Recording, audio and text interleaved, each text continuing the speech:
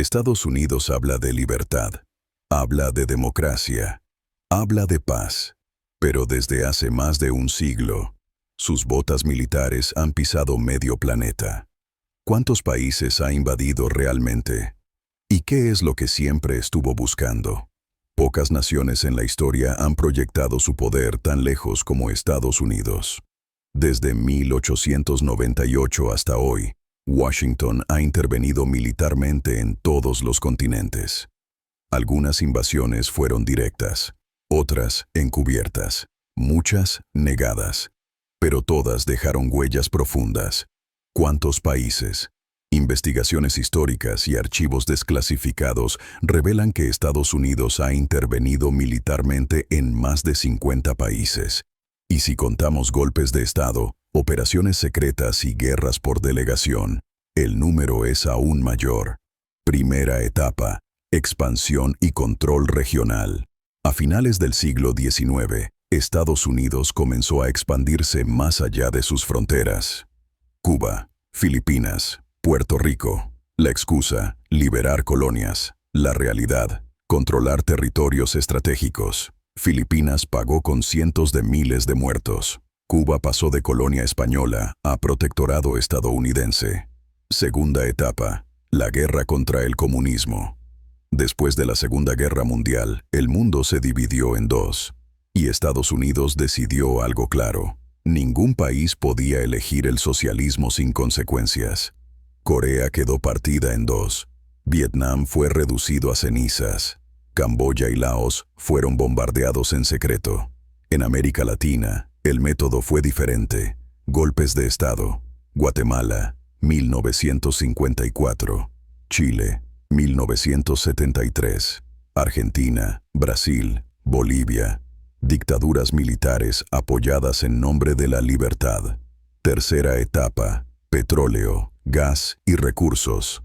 En el siglo XXI, el enemigo cambió de nombre, pero no de fondo. Medio Oriente se convirtió en el centro del tablero. Irak fue invadido por armas de destrucción masiva, que nunca aparecieron. Libia fue destruida tras derrocar a su líder.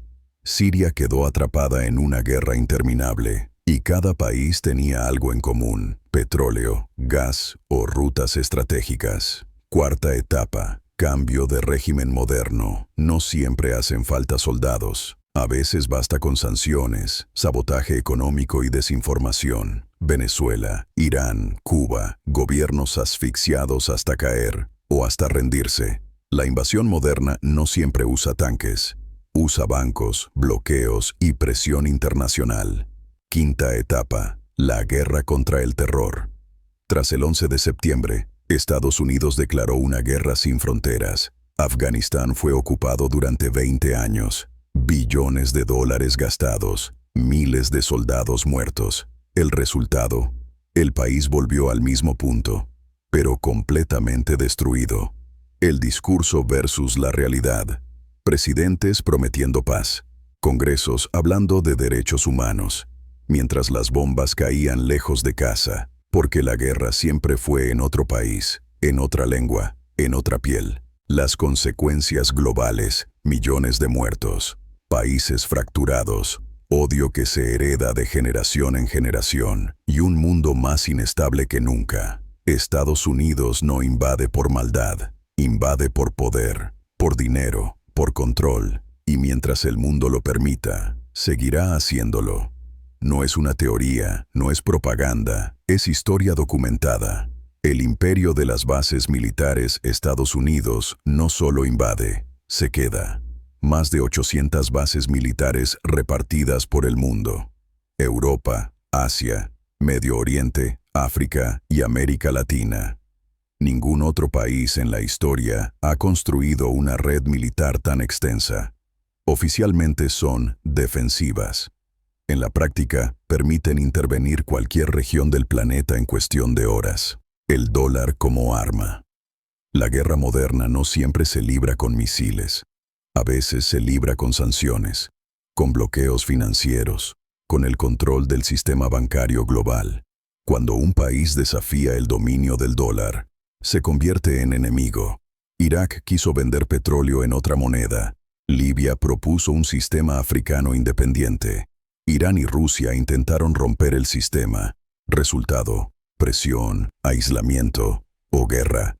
¿Por qué nadie los detiene? Porque Estados Unidos no actúa solo. Tiene aliados, tiene poder económico, tiene veto en organismos internacionales. Imagina que otro país hiciera lo mismo, que tuviera bases en todo el mundo, que invadiera más de 50 naciones, que decidiera qué gobiernos pueden existir. ¿Lo llamarías defensor de la paz o amenaza global? Estados Unidos no es el villano de una película, es un imperio real. Y como todo imperio, se construyó con guerras, sangre y poder. La diferencia es que este aún existe y aún invade.